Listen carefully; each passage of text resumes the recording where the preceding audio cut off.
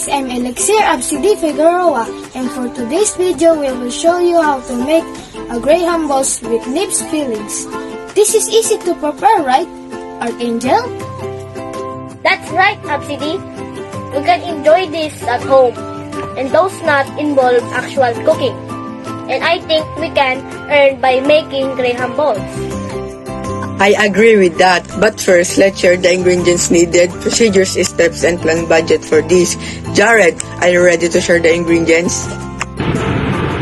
Yes, Isaac. So these are the ingredients. 200 grams of Graham crackers crushed.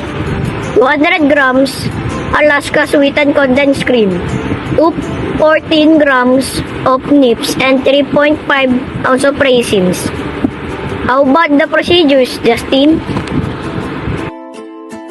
Procedures in making Graham balls with nip filling.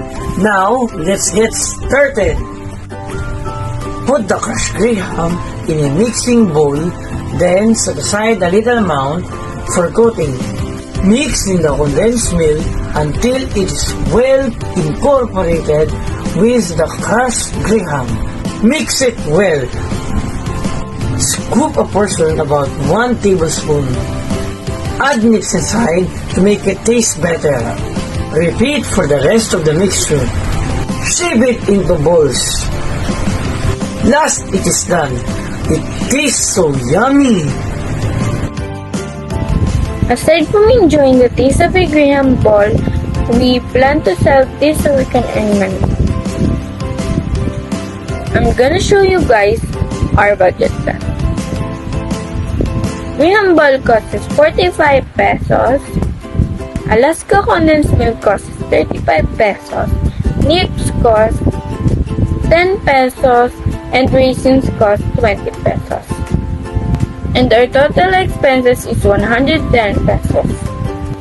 So Johan, how much do you think we can sell our product? We have 37 Graham balls. We can sell them for 5 pesos each.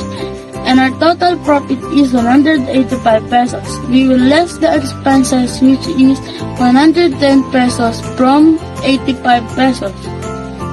So we can earn 75 pesos. Sounds great, right, Nigel? Wow, that's nice. We can start a small business by making a Graham ball.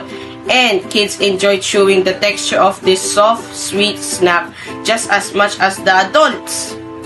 We hope you enjoy our video. See you in our next vlog.